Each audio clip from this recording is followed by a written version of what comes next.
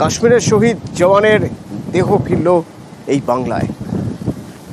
একবার ছবিটা দেখে নেওয়ার চেষ্টা করব। পেহেলগাঁওয়ে হামলার পর যে এনকাউন্টার হয়েছিল সেখানে জঙ্গিদের লড়াইয়ে ঝন্টু শেখ নিহত হয়।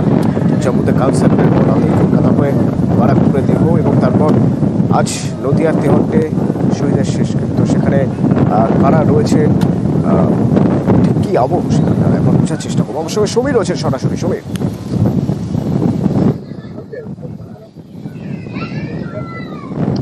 দেখতনু আজ ঠিক 9:30 নাগাদ শহীদ ঝন্টু আলী শেখের মরদেহ কফিনবন্দি হয়ে সেনা জওয়ানরা নিয়ে আসে এই পাথরঘাটা গ্রামে এবং তার ঠিক বাড়ি থেকে কিছুটা দূরেই ঈদগাহ ময়দান।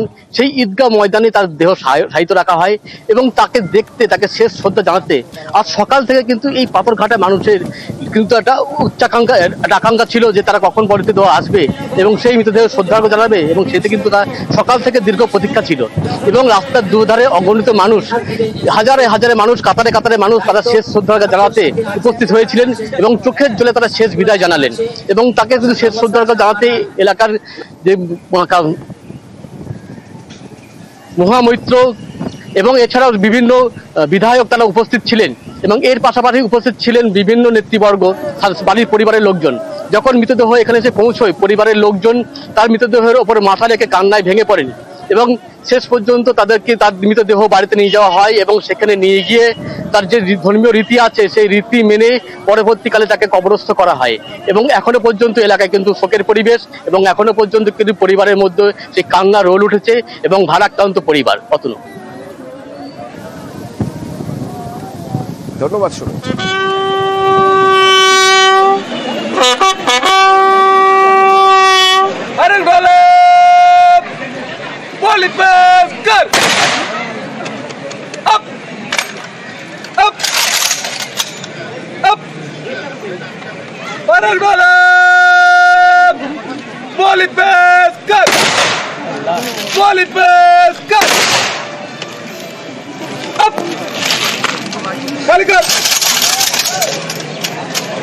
Very good.